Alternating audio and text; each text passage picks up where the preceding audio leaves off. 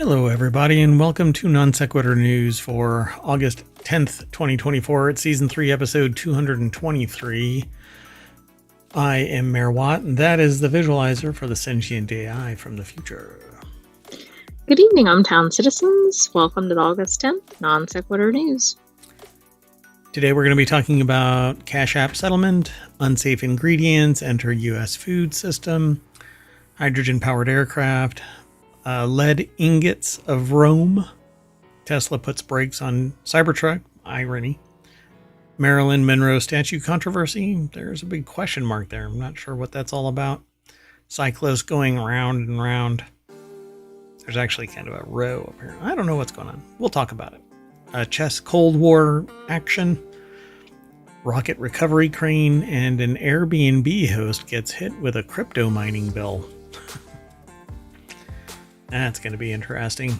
All of it's powered by ohmTown.com. I guess it's Saturday, so the mayor is just kind of not wearing a collared shirt or anything. Not sure what's going on. Oh, never mind.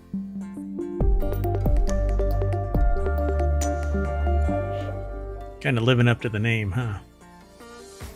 Yeah, definitely. So, folks,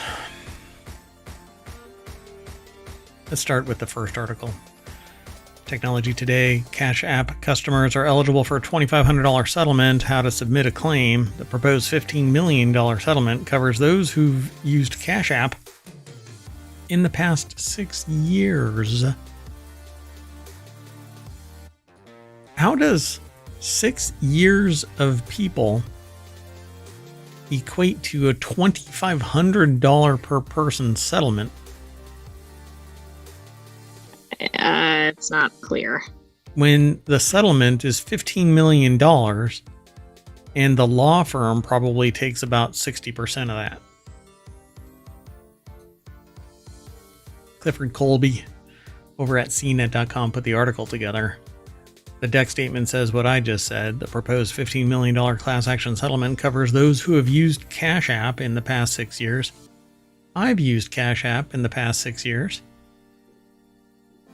Some people will like to get paid by Cash App. Well, I hope you're getting a settlement. So the proposed $15 million class action claims Cash App and its parent company, Block, failed to take proper care to prevent unauthorized access to user accounts.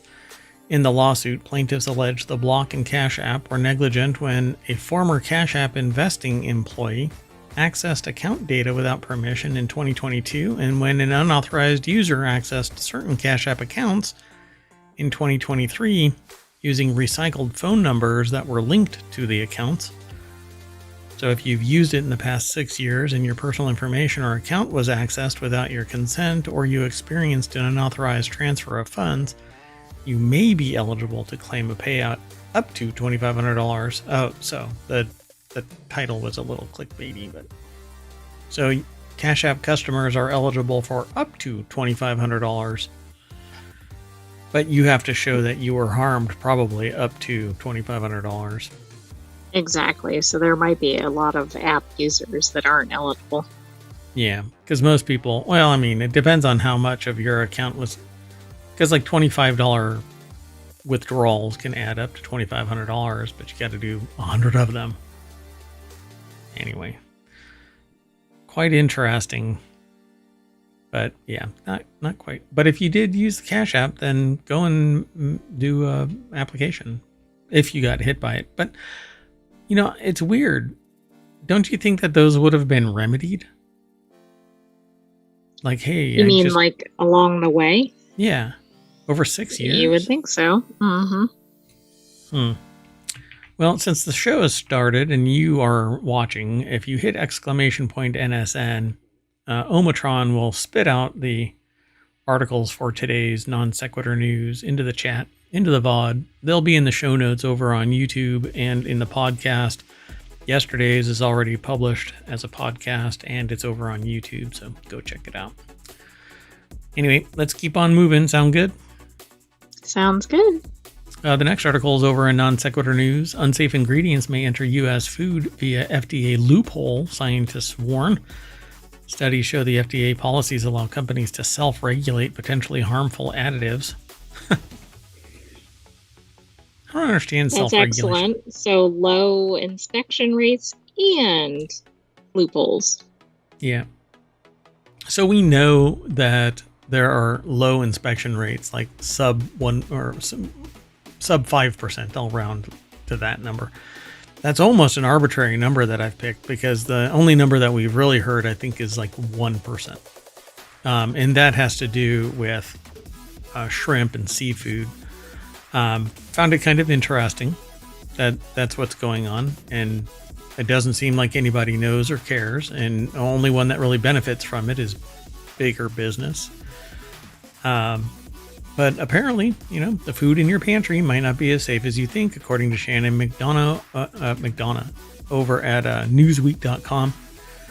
New research published on Thursday by the American Journal of Public Health has uncovered potential gaps in the regulatory framework of the U.S. FDA, which, when you say exposed or uncovered potential gaps, they're being exploited by somebody. There's no potential.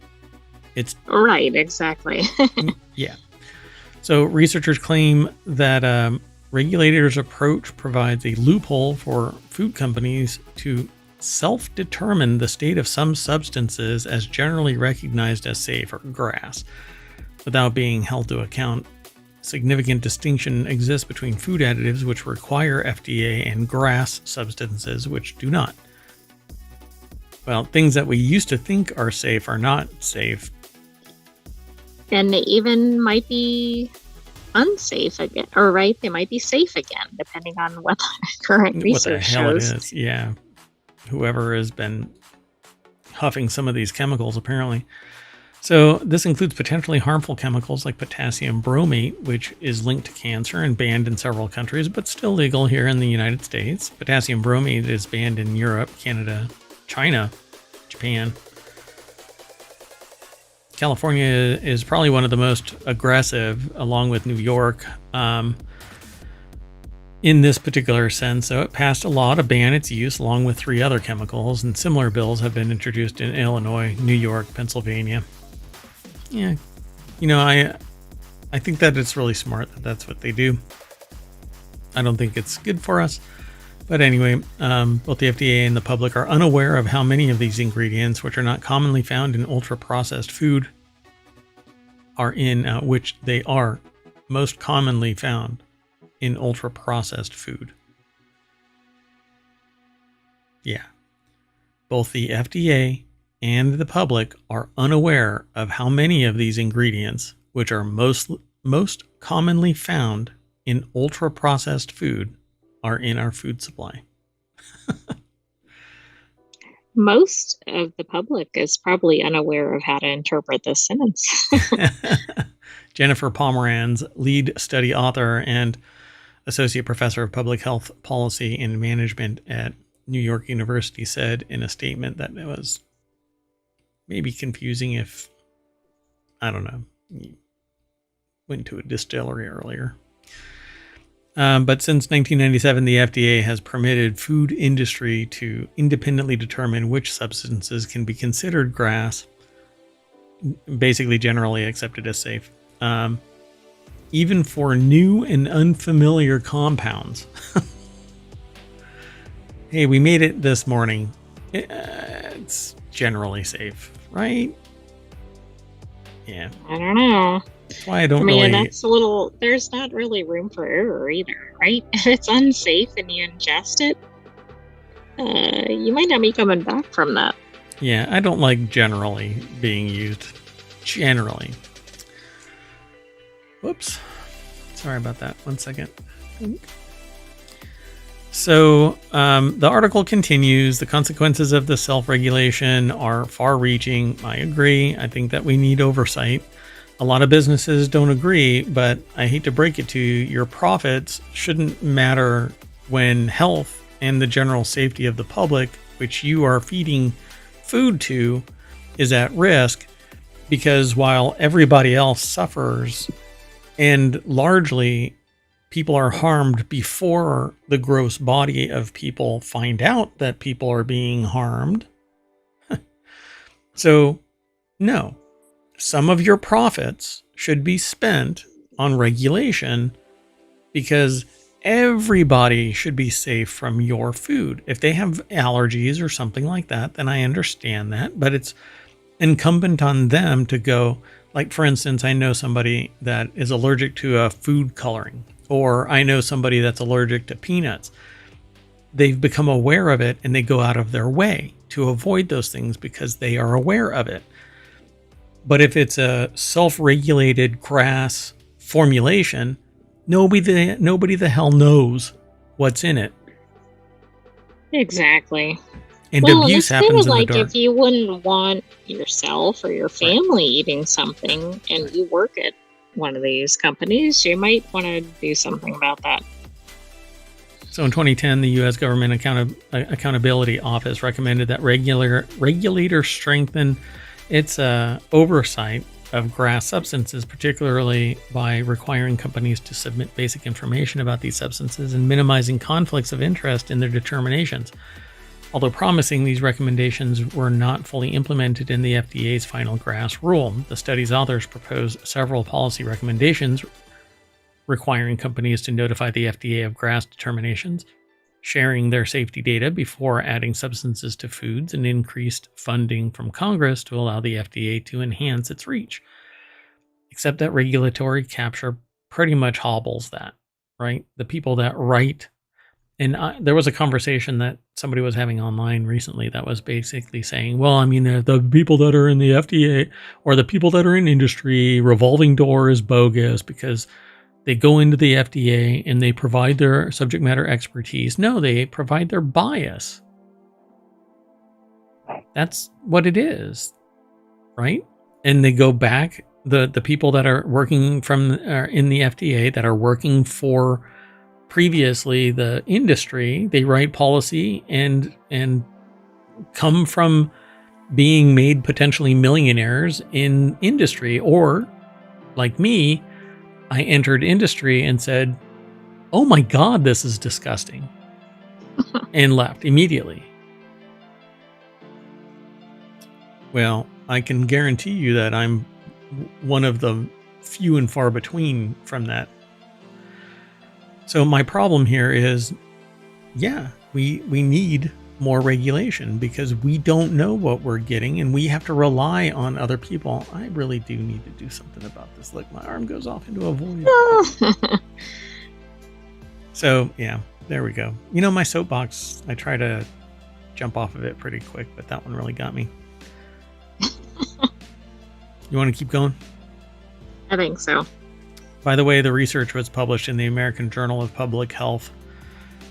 From 2024, regulation of added substances in the food supply by the Food and Drug Administration Human Foods Program. Yeah, that's the paper. All right, let's keep going. What? Go ahead. Were you going to say something? I was going to say, I think the number of food recalls combined with the number of determinations that everything that seems to be near our food supply is toxic. Like, I think this makes this article more concerning. Yeah, it's pretty telling, huh? Plus, a lot of the stuff, even with regulation, and because it's kind of hobbled, they go and they inspect. Yeah, let me back up. They go and inspect these places, and they go, hey, we see that you have some problems, you got to fix it. And then they can't come back for 2 years because they're too busy inspecting everything else. FDA needs more money.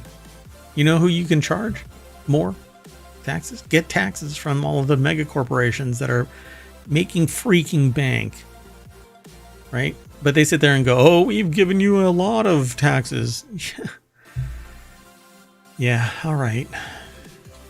Anyway, let's keep going. The next article is over in the Hatch Ideas channel that talks about business transformation, intellectual property, things like that. But this is the hydrogen-powered aircraft could be the first to fly nonstop around the globe. The team behind Climate Impulse aims to showcase hydrogen's value as an alternative fuel for air travel. But with many design issues to overcome and an entire industry to overhaul, the aircraft has a lot to prove. Well, as long as it holds onto its freaking doors, I'll be good. And doesn't drop out of the sky. I was just thinking if it had some bolts, I think that's good. Yep. Those are extra. It's a feature you have to pay more for. It's a subscription. It's a subscription. Yep. So the article is by Arjun Karpal and Maria Gomez de Sacart, I guess is their last name. And they have a video, and you can go over, you can follow the link and watch it. I warn you, I think it autoplays. But to prove its potential, the team at Les Sables, I guess, de Olno, I guess, de Olo. I'm sorry, I'm horrible with French. Anyway, is building a hydrogen-powered aircraft which aims to be the first to circumnavigate the globe, and it goes by the name Climate Impulse. Leading the team is Swiss explorer Bertrand Piccard, which I've heard of several times now over the years. He was part of the Solar Impulse team that flew a solar-powered plane around the world between 2015 and 2016. He believes the project could be an important catalyst for the aviation industry. I thought it was a bigger aircraft. Yeah, this is not what I was expecting, but I guess it really just needs to fit one person or two, right? I guess. See, but the scale is what matters. If this just flies one person around or two people and maybe a small package or whatever, you know, I mean, I've got a 20-pound CO2 cylinder that weighs 55 pounds fully loaded or so. If I throw that in the back of this, is it going to drop out of the sky? Then it becomes unfeasible and scale untenable. So just one doesn't really do much for me, but it says a lot of people say that you cannot decarbonize aviation. Climate Impulse, that's my call against defeatism, against skepticism, against all the people who say there are no solutions. Bertrand Piccard told CNBC Tech The Edge.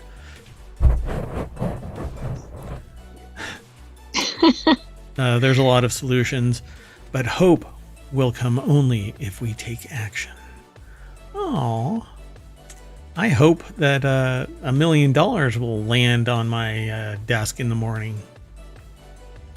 Well, yes, a lot of people probably hope that, but I suspect that's not happening. Yeah, I want them to fully decarbonize. I would like them to get to just, let's decarbonize 50% as a breadcrumb towards, you know, avoiding defeatism. Little step. We don't have to jump straight to zero or complete decarbonization. So if you want to be fully decarbonized, you can go solar, but it's not practical for commercial aviation. Maybe not this either. If you have bigger planes, you need bigger batteries, and a part of your energy will be wasted by carrying the heavy batteries. Exactly. So that's the moment where it's more efficient to go hydrogen. I agree. But you have to store all of that hydrogen, which is fine because it's almost a parallel to jet fuel.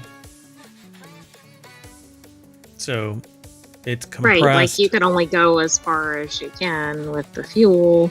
Right. So the team's aim is for Climate Impulse to attempt its round-the-world flight in 2028 with testing starting in 2026. Good on them. There's more. There's a video. Go and check it all out. What do you think? Do you think we're going to be able to fly hydrogen power?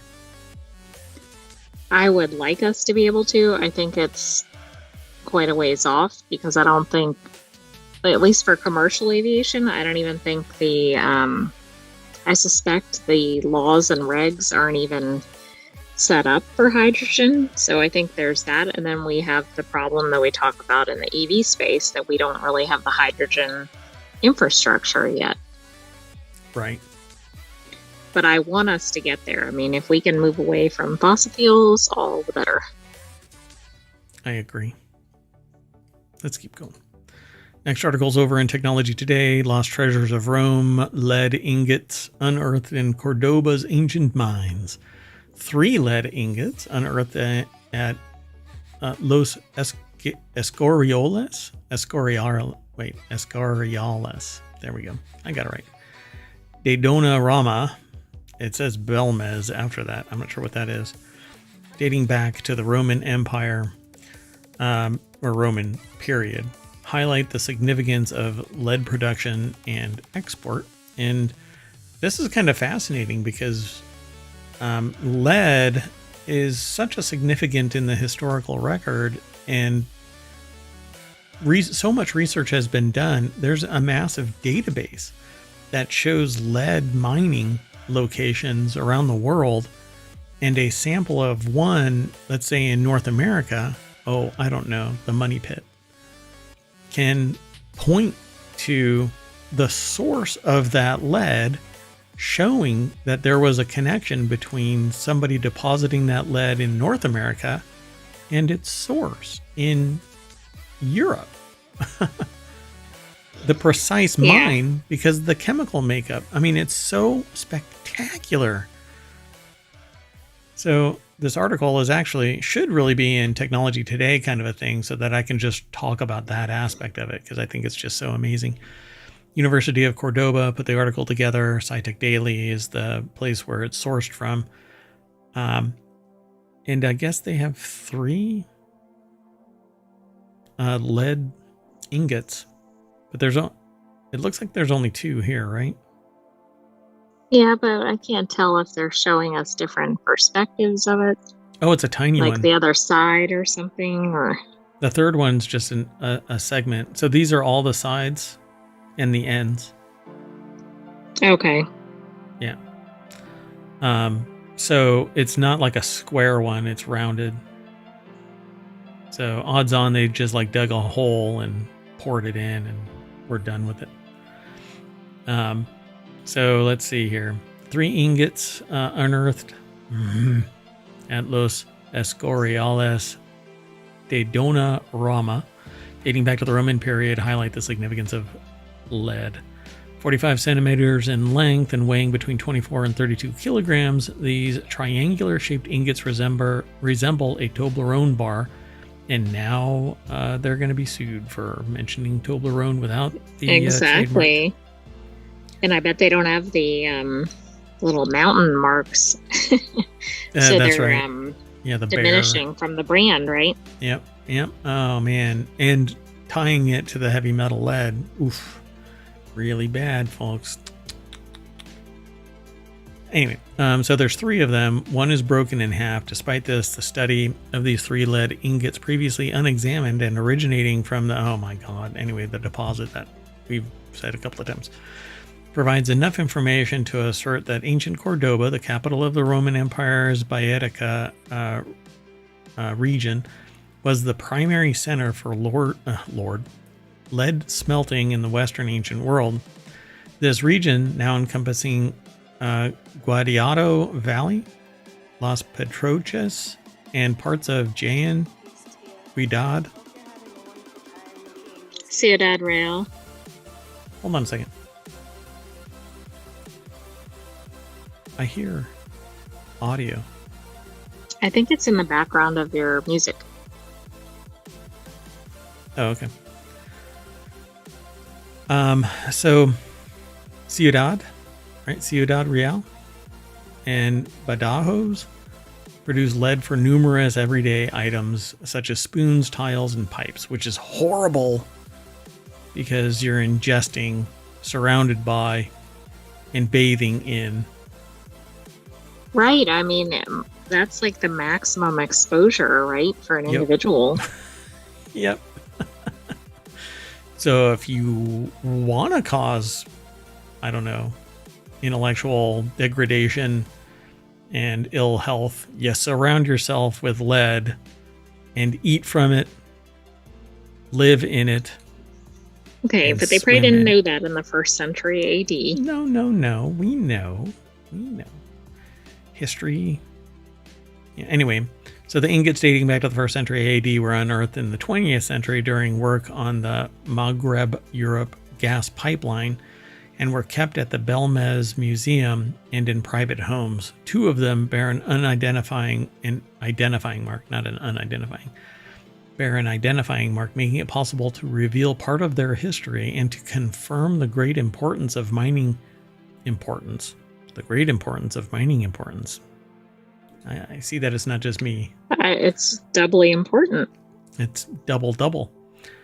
Anyway, in the central Sierra Morena area during the Roman period, we've kind of known this. That lead has been around for quite some time. Very important in the Roman Empire. The mark actually is 2 letters, SS, referring to Societas Cisaponensis, a mining company originally from Bienvenida. I'm not going to continue that. A land famous for the production of cinnabar, but that must have been headquartered in Cordoba. So, pretty amazing. They go on to talk about export and trade and some additional future research.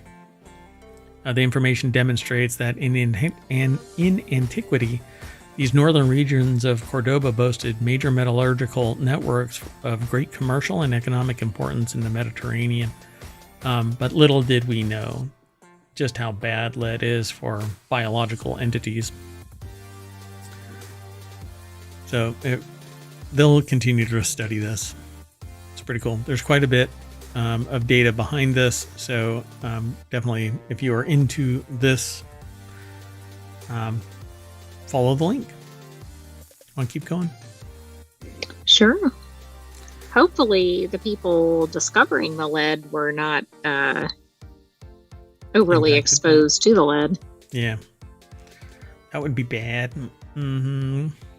So the next article is over on 4-Wheel Tech. That's one of our shows. We're going to try and get them all this weekend as well.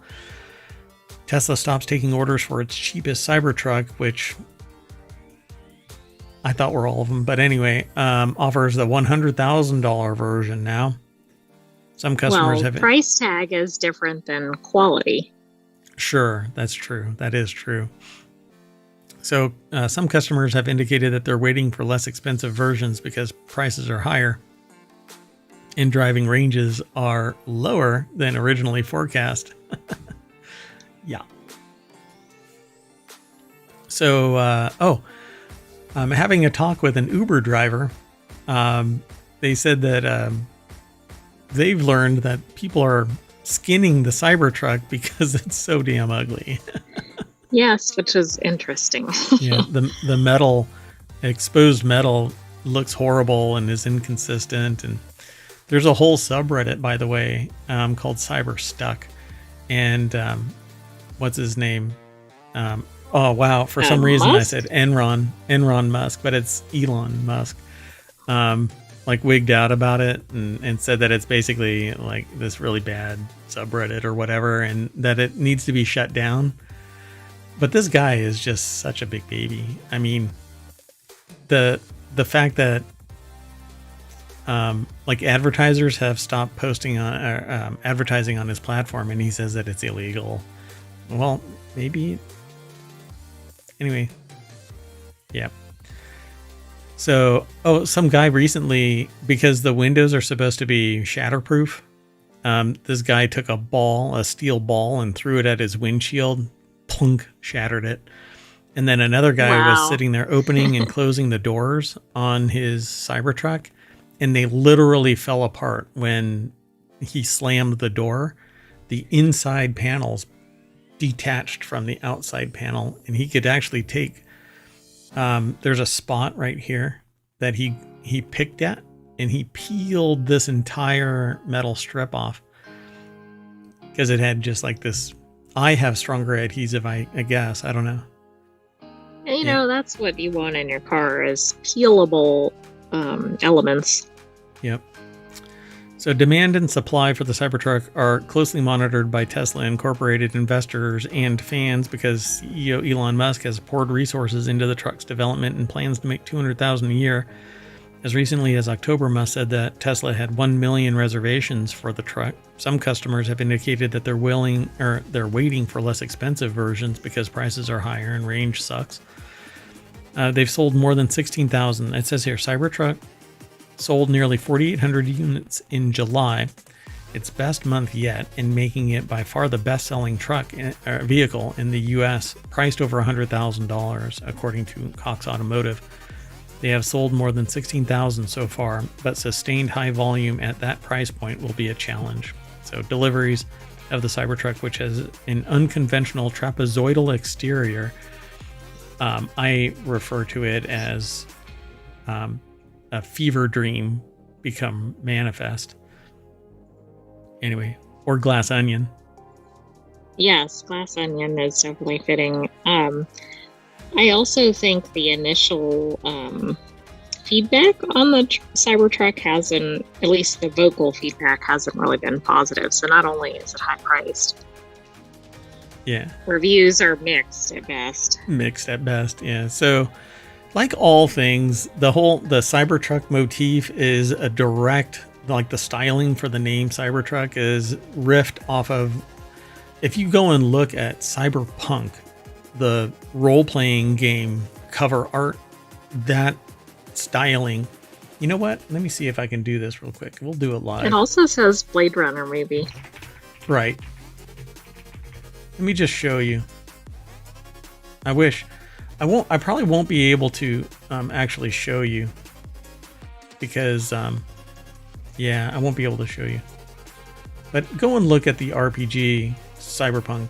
And that's the writing style of Cybertruck when it was announced, except that Cyberpunk it's red and Cybertruck I think it was white. Anyway, the original launch of this thing, it was supposed to be a $40,000 truck with a 500-mile range, and like all things modern Tesla, seemingly bullshit. But not true. I mean, I will give it points for automotive originality, if not design originality, right? Like if it's been in movies, etc. But I mean, it doesn't look like it's very distinctive on the road. And when it's parked on the side of the road because it's run out of battery, or it's gotten wet, or it's in a stream because somebody thought that it has the ability to drive around in anything moist. I think it's a boat or something. I guess. Or whatever that, I can't think of what the there's amphibious hydrofoil vehicle or something. Amphibious vehicle is really what I'm trying to think of. Yeah, so Tesla no longer offers an option for a $61,000 version, which previously had been offered with a 250-mile range.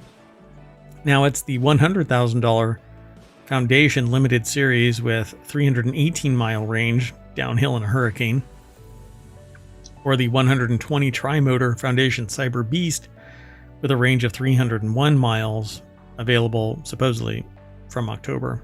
All right. So now they're sitting on a lot of inventory of the 2 and 3 motor right now. So get rid of the low price to force everybody to buy the high priced. And they can't sell them if they have them because, well, it's in the contract. Let's move on. It's too much time spent on that one. So the next article is over in Non Sequitur News. 26-foot Marilyn Monroe statue in Palm Springs set to be moved following controversy. Protesters gathered outside a Forever Maryland statue on its return to Palm Springs in 2021. I don't know what the controversy is. Yeah, I don't know what it is either. I do know that there's a controversy about what our podcasts are. So if you type in !pod in the chat, or at any time, even when we're not streaming, ohmTown will tell you where to go to get your podcasts from ohmTown. There's 7 of them right now. We're going to try and refire because Merwatt was gone for the week. We weren't able to do last weekend's podcasts. Weekly shows. The weekly podcasts, shows. Yeah. But you can go and download 4 Wheel Tech, Wanted, WarCrafters, Reality Hacker, The Continuity Report, Technology Today, and Non Sequitur News as a podcast, individual podcasts. They all have their own unique news. Every once in a while, there might be an article that crosses both, but that's not really controversial, is it? So let's get back to what somebody is calling controversial. I don't necessarily care, but I find it fascinating that there's news about a 26-foot tall Marilyn Monroe statue that upskirts the movie star. It says upskirts the movie star is set to be relocated in Palm Springs. It was put up outside Palm Springs Art Museum in 2021.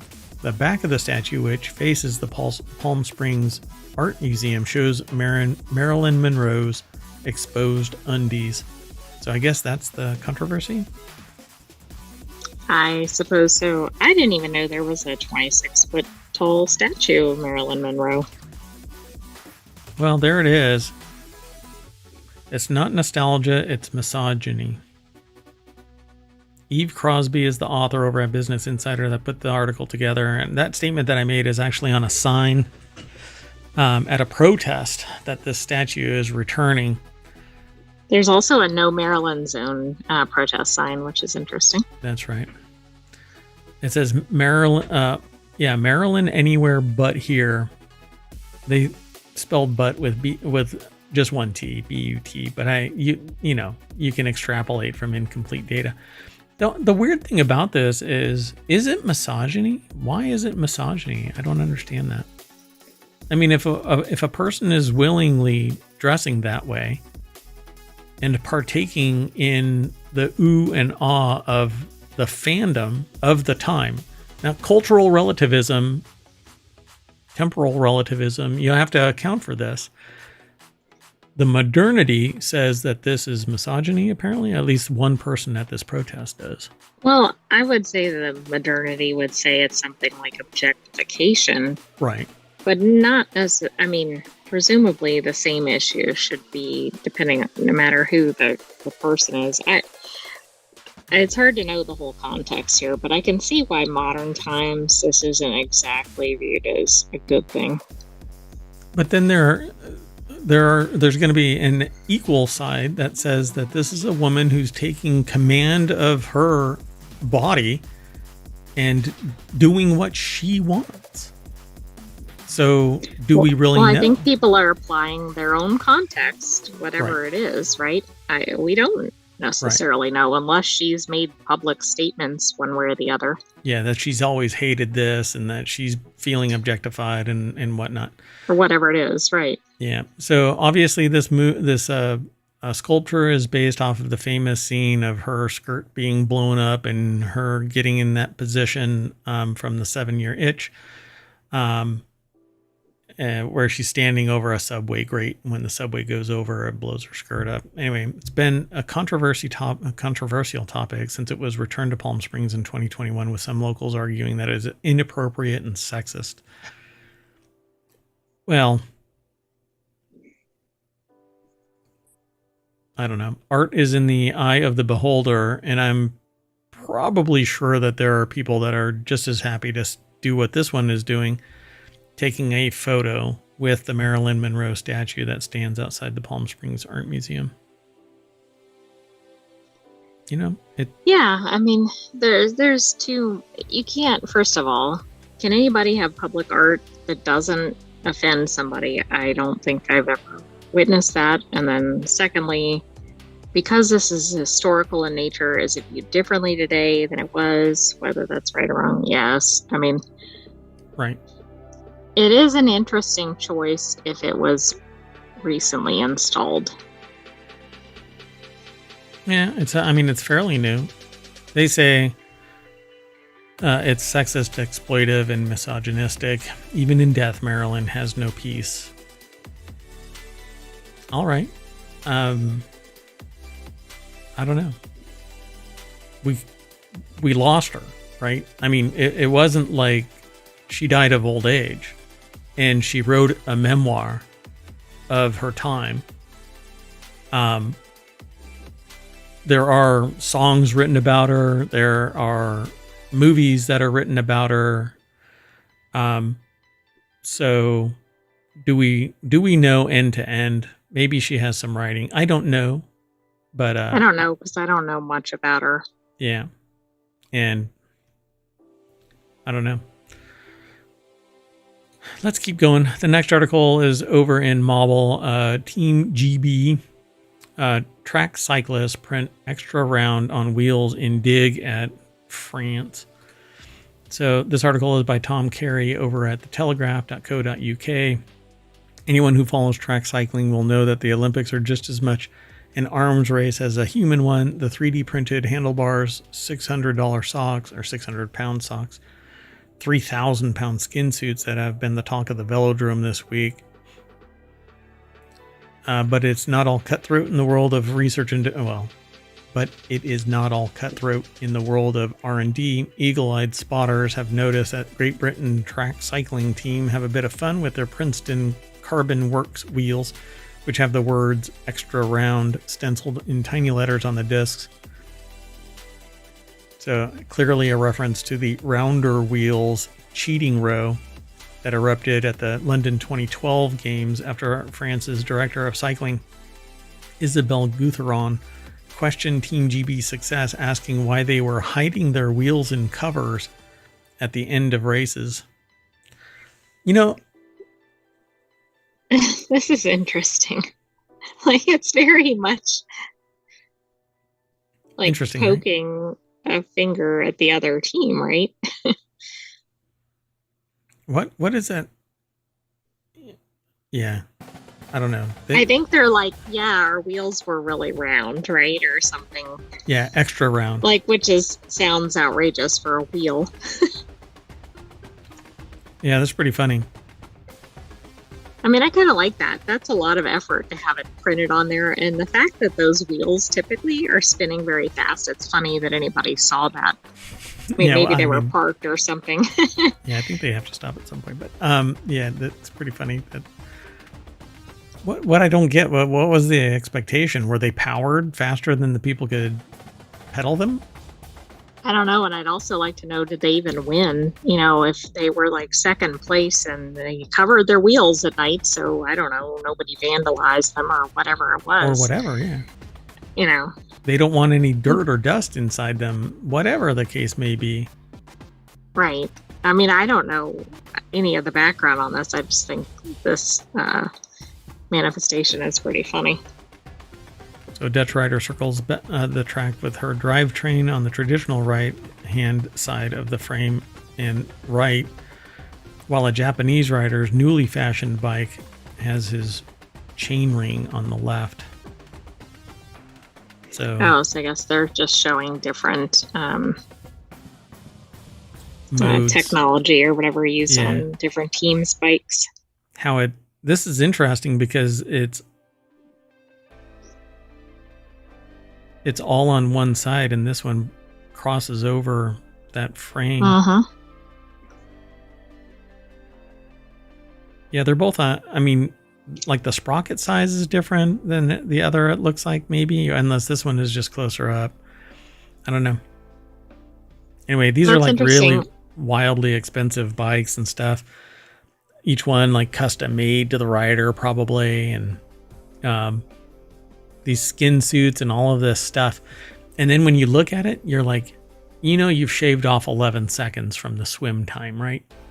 Right, 40 over a or 60 years or something. Yeah. And also, did you see that Britain got a wind tunnel? So then they were presumed to have an advantage of that, which is just training or whatever. But it's just kind of funny. A wind tunnel. Yeah. So their bikes are aerodynamic. All of them have the potential. All right, let's keep going. Argument just to argue. So a Russian chess player allegedly poisoned her opponent with mercury. This is over in Reality Hacker because we have to be in some other timeline.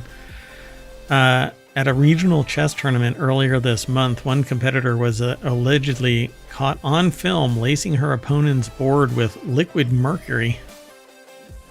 You know, I thought the British-France cycling issue was big, but, you know, this takes it to a whole new level. Yeah, and this isn't even at the Olympics. No, I titled this Chess Cold War. At a regional chess tournament earlier this month, one competitor was allegedly caught on film lacing her opponent's board with liquid mercury. I don't understand lacing her opponent's board.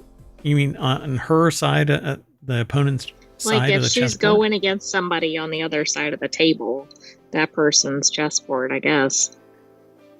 Interesting. So Russia's no stranger to unique poisoning. State agents have been known to use everything from polonium-laced tea to a deadly nerve agent, Novichok. There's stories about that when making assassination attempts against both defectors in the UK and internal political rivals like Alexei Navalny. So I'm not going to be able to promote this video either. Anyway, the last 3 have been being... I've been trying to wave you off. Yeah, just now? Yeah. Yeah, just... I saw something on the edge of your cascade and I didn't really see it. So I'm like, okay, maybe you're trying to swat a fly or something, a digital fly, a bug, so to speak. Anyway, because the sentient AI is from the future and doesn't have a corporeal form, just the ephemeral AI and a cascade of characters. I feel like my video's staccato, like stuck. I'm gonna have to reboot everything after the show. Oh gosh, we're doing other shows. Anyway, focus, Mayor Watt, come on. Anyway, but a new first in the long history of poisonings was opened this month in the Russian Republic of Dagestan, where a 40-something chess player named Amina Abakarova allegedly a budget assassination attempted to poison a rival by depositing liquid mercury on and around her chessboard. How dumb. Malcolm Peen. Of all the, I don't know. And why did they have access to the chessboards before the match? Or, there's so many questions here. It's just sitting on a table. You walk over. What's the worst that they can do? Topple over a knight or something? A bishop has been moved. Oh, let's reset the board. And we haven't even started yet. But Malcolm Peen, English Chess Federation Director of International Chess, told the UK's Telegraph that he had never seen anything like this before. This is the first recorded case of somebody using a toxic substance, to my knowledge. I don't know. Language can be toxic. In the history of the game of chess, usually, he said, chess rivals confine themselves to psychological attacks. Oh, yeah. Hey, look at that. Anyway, pretty weird. Mercury near the Caspian Sea. A strange story began on August 2nd when a regional chess tournament was taking place in Makhachkala, a Russian town on the Caspian Sea north of Azerbaijan. Apparently. So they actually got to somebody. They fell ill, during the chess match. Anyway, said that she had seen some tiny gray or silver beads rolling out from beneath her side of the chessboard, but this apparently didn't seem odd until she began to feel unwell. Interesting. It worked that fast? I didn't think mercury poisoning was that. I didn't either, which is why I thought this was kind of odd all around. Interesting. So usually harmless if you touch or swallow it because its slippery texture won't absorb into your skin or intestines. If you breathe any of it, watch out. Symptoms occur immediately and can include coughing, breathing trouble, nausea, bleeding gums, a metallic taste in your mouth. Okay, well that must explain why the immediate impact. Interesting. I have to admit, I have not heard of something like this at a chess match. Security. The largest thing you hear at a chess match is like somebody's accused of cheating or something. You can actually watch the security footage on the internet at YouTube. But to get there, you'll have to follow the link through ohmTown. Or just go over to Wired and do a search for a Russian chess player allegedly poisoned her opponent with mercury. Pretty wild. Let's keep moving. Time waits for no one. Well, except for the sentient AI from the future. You kind of pause time until you catch up with your original timeline. Anyway, Mobile is where the next article is housed. Blue Origin tests out new Glenn rocket recovery crane at Port Canaveral with the first launch of Blue Origin's massive New Glenn rocket. Still in the works before the end of the year, Jeff Bezos' company got to work out testing its recovery operations with a huge crane parked at Port Canaveral on August 8th. Doink! The article is over at phys.org by Richard Tribeau, Orlando Sentinel. Is that it right there? That little thing? It looks like it. You know what that building looks like? That's just a general picture of Blue Origin. Something. Yeah, there's a big building on it. Is written Blue Origin, right? But you know what that looks like? What's that big box store with all the flat pack furniture and stuff like that? IKEA. IKEA. Looks like IKEA. If it was in yellow, it would really look like it would IKEA. be it, right? Yeah. Anyway, Port Canaveral spectators got a sneak peek at their recovery operations today as they demonstrated the process of transitioning New Glen's first stage from vertical to horizontal using a 200-foot tall simulator. Oh, so that must be it in the picture. It doesn't look 200 feet tall. Although it doesn't, yeah, I agree. Because I thought that was just a generic photo, but then I started thinking it was more applicable. They posted that statement on Twitter.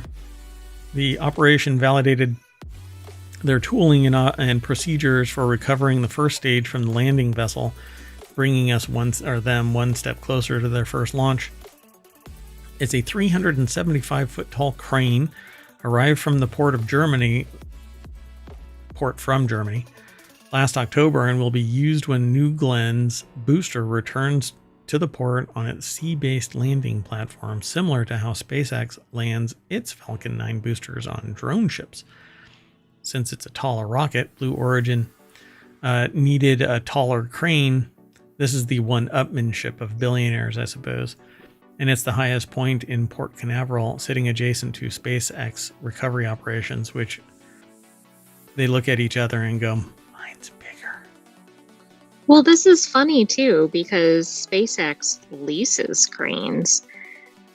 But Blue Origin has its own. Yeah. Doesn't it seem like Jeff I'm, Bezos. keeping up with the Joneses or keeping up with the Bezoses or whatever. Yeah. My yacht is bigger.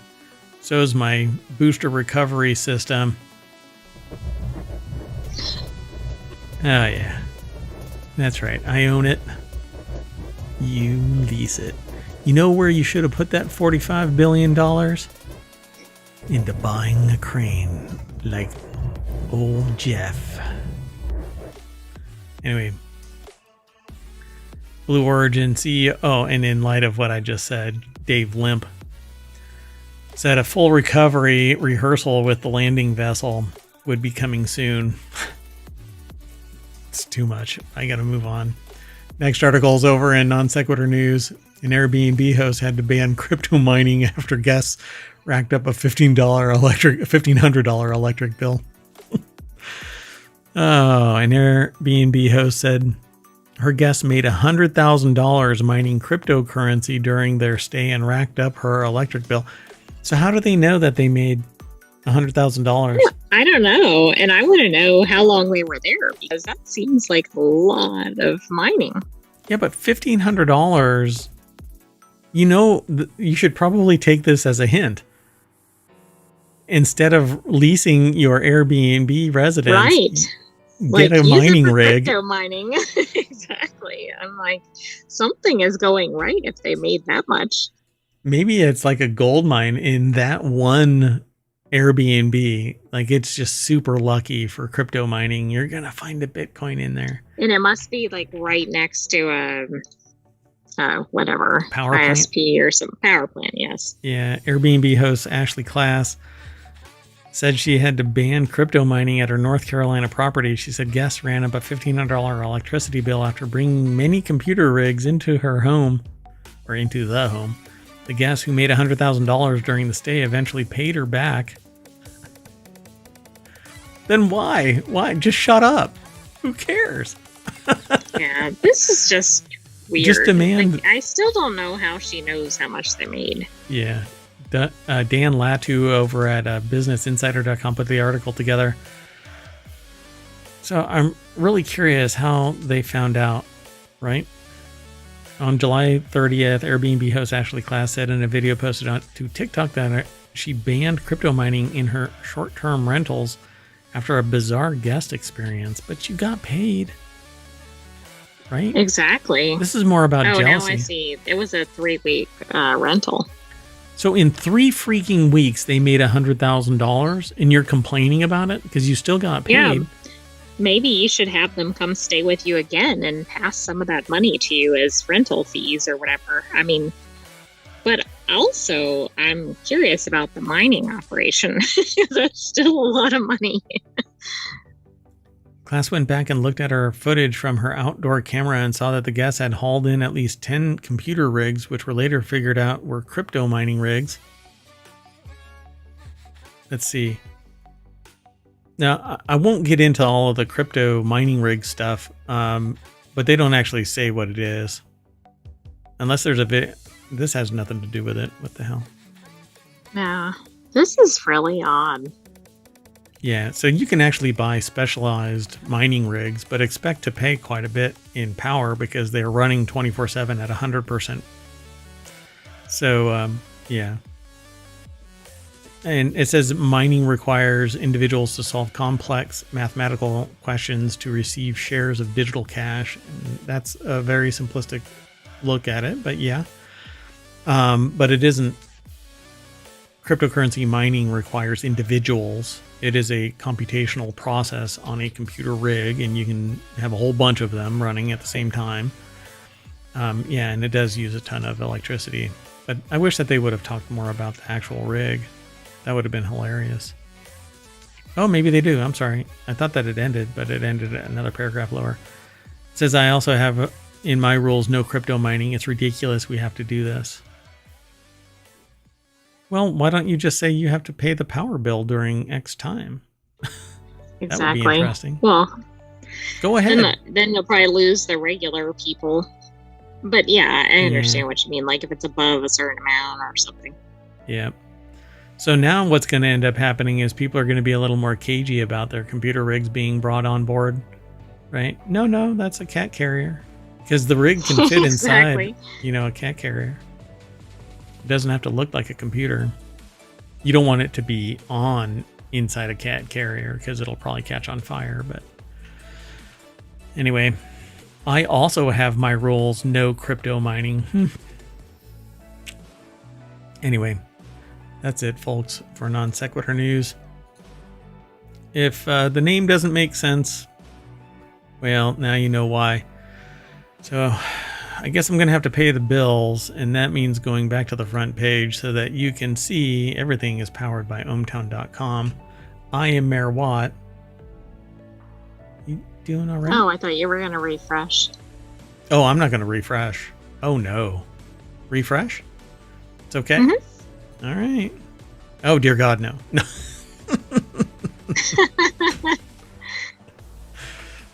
No, it's all apparently fine.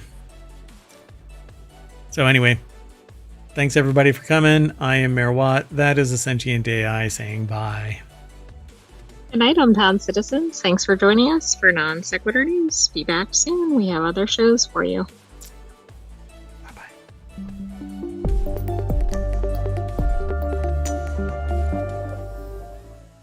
Now I got to find an Airbnb that doesn't mind me crypto mining.